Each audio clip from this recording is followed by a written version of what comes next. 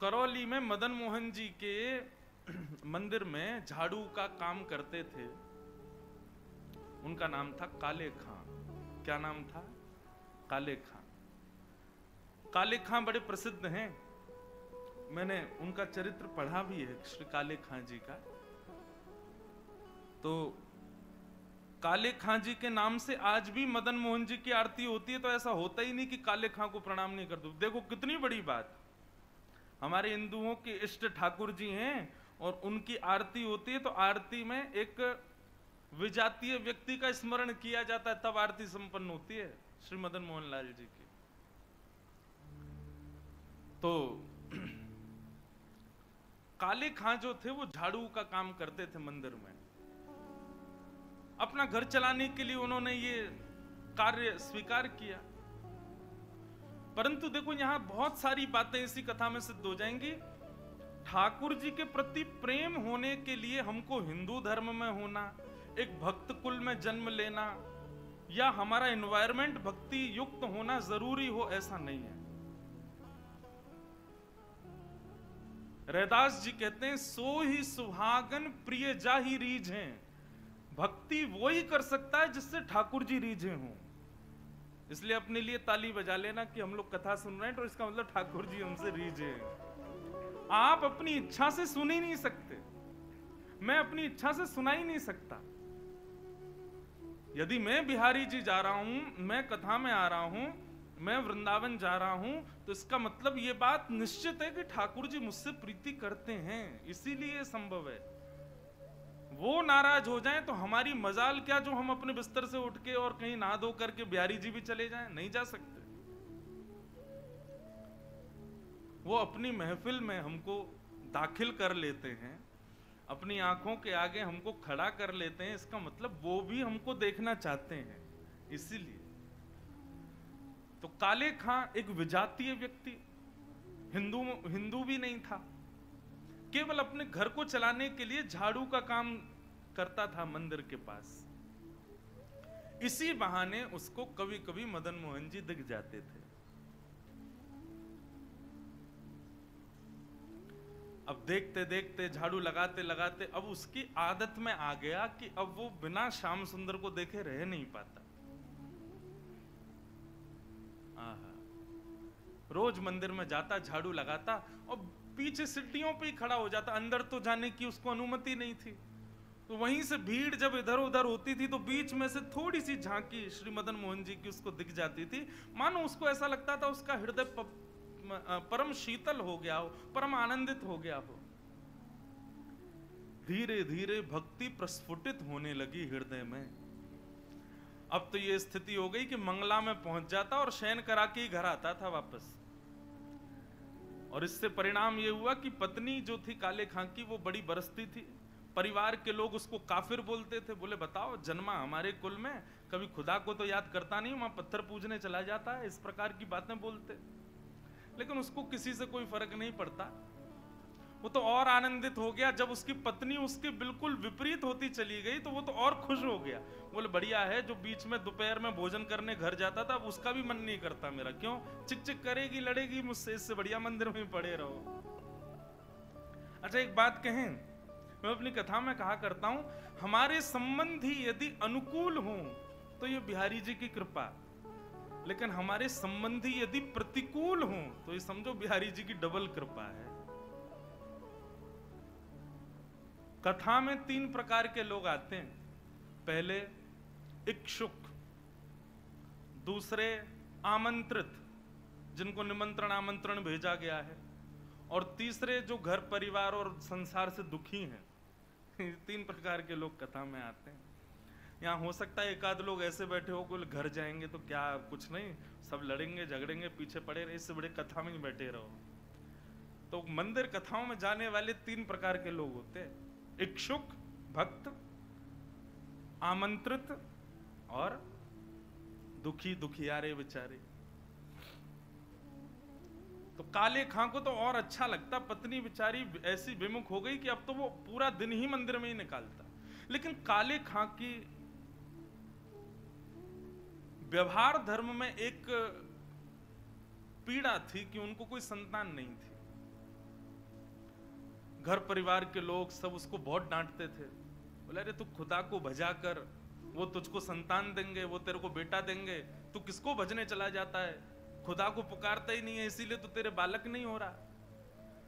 अब तो रोज की इतनी चिकचिक हो गई कि काले खां एक दिन मंदिर गया, मदन मोहन जी का श्रृंगार दर्शन कर रहा था, दूर खड़े खड़े बोले हे मदन मोहन लाल जी, मुझे पुत्र की कामना नहीं है, मुझे संतान की कामना नहीं है, पर आपकी भक्ति करने में, आपसे प्रेम करने में बाधा बनती है मेरे परिवार के लोगों की बातें, और वो बातें तभी खत्म होंगी जब मेरे घर एक पुत्र हो जाए।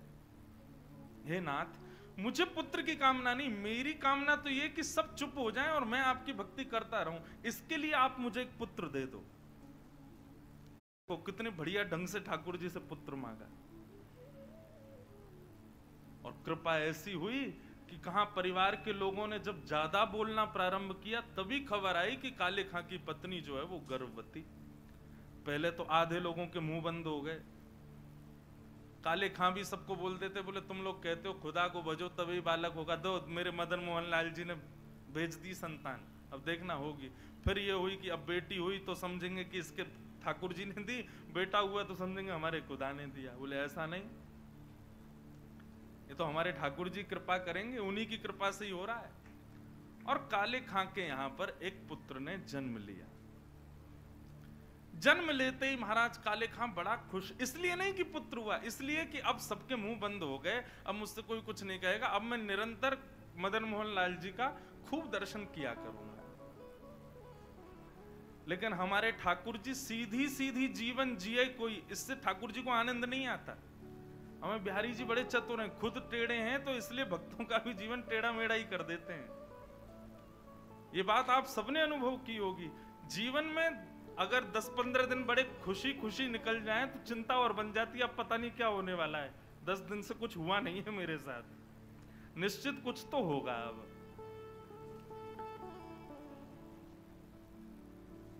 काले खां का पुत्र 8 वर्ष का हो गया, सब आनंदित था, काले खां बड़ा प्रसन्न। अब तो जन्माष्टमी भी मनाता है, राधाष्टमी भी मनाता है, रामनवमी भी मनाता है, घर वालों को नहीं बताता, बस मंदिर में जाके सब उत्सव होते हैं उसमें आनंद करता है। 8 वर्ष का बालक काले खां का यमुना जी के तट पर, नदी के तट पर कहीं खेल रहा था अपने मित्रों के साथ, और एक सर्प ने उसको डस दिया। सर्प के डसते ही महाराज नीला पड़ गया उसका पुत्र, बेहोश होके गिर गया। बालक दौड़े दौड़े गए काले खां के घर, काले खां तो मंदिर में था, उसकी पत्नी को जाके बताया। पत्नी रोते रोते मंदिर पहुंची, जाकर के बोली जल्दी चलो, हमारे बेटे को सर्प ने डस दिया है, वो नदी के तट पर बेहोश पड़ा है, मैं जा रही हूं उसके पास, तुम जाओ किसी झाड़ फूंक वाले को लेके आओ, हमारा बेटा मर जाएगा। लेकिन काले खां व्यस्त था ठाकुर जी की श्रृंगार आरती में, श्रृंगार आरती हो रही थी। पत्नी इतना बोल करके लौटने लगी, लौट करके उसने पीछे देखा कि आए कि नहीं, तो देखा तो काले खां तो ठाकुर जी को ही देख रहा था। पत्नी जाकर के बरसने लगी, बोले तुमको अभी भी यही दिख रहे हैं? अरे हमारा बेटा मरने वाला है, देरी करोगे, कोई झाड़ फूंक वाला नहीं पहुंचा तो उसकी मृत्यु हो जाएगी। लेकिन काले खां तो अभी भी मदन मोहन जी को ही देख रहे थे। पत्नी ने कहा यदि मेरे पुत्र को कुछ हो गया ना तो फिर देखना मैं क्या करती, तुम्हें और तुम्हारे इस मदन मोहन को दोनों को देखूंगी मैं। ऐसा कहकर के पत्नी तो चली गई, काले खां वहीं खड़े रहे, नेत्रों से अविरल अश्रुधार बहाने लगे, इसलिए नहीं कि पुत्र को सर्प ने डसा, इसलिए हे मदन मोहन लाल, क्यों आप चैन से नहीं बैठने देते मुझको, क्यों आप चैन से मुझे दर्शन नहीं करने देते? ये सब मुझे पता है आपकी लीलाएं हैं, और ये सब क्यों करते हो ये भी मुझे पता है, मुझे परखने के लिए कि मैं अपनी स्थिति से च्युत तो नहीं हो रहा कहीं। लेकिन मेरा पुत्र दिया आपने था तो बचाओगे भी आप ही, और पुनः कहूंगा इसलिए नहीं कि मेरा पुत्र है, इसलिए कि मैं आपसे दूर ना हो जाऊं, बस मेरे पुत्र को बचाना। संध्या आरती के बाद जैसे ही कपाट बंद हुए, काले खां नदी के तट पर पहुंचा। भीड़ इकट्ठी थी। पत्नी को जैसी पता चला काले खां, बोले आगे ओझा को नहीं लाए, झाड़ फूंक वाले को, बोले वो तो मैं भूल गया। इतना कहना हुआ कि महाराज परिवार के लोगों ने काफिर काफिर कहकर के काले खां को सुनाना प्रारंभ कर दिया। दौड़ करके गए, ओझा को लेकर के आए। जैसे ही ओझा ने आकर के उसकी नब्ज आदि देखी तो कहा ये बालक तो जीवित नहीं है, इसकी तो मृत्यु हो चुकी है। सब रोने लगे। काले खां की पत्नी ने अपने पुत्र को गोद में उठाया और ले गई और मदन मोहन जी के द्वार पर जाकर के अपने पुत्र को रख दिया।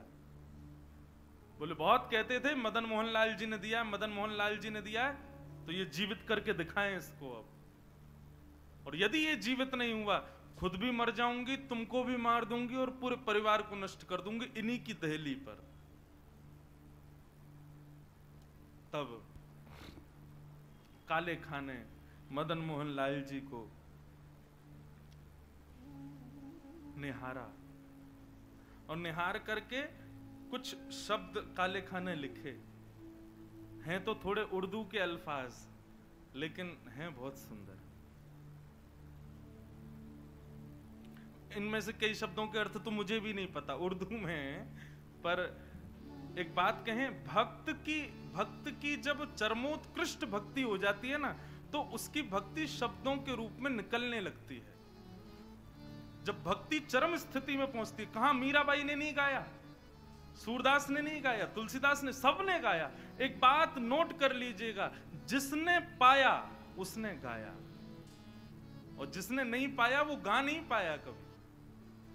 यदि बिहारी जी मिलेंगे ना, तो आप गाने का प्रयास नहीं करोगे, गाना अपने आप होगा, अपने आप प्रकट होंगे शब्द आपके मुख से।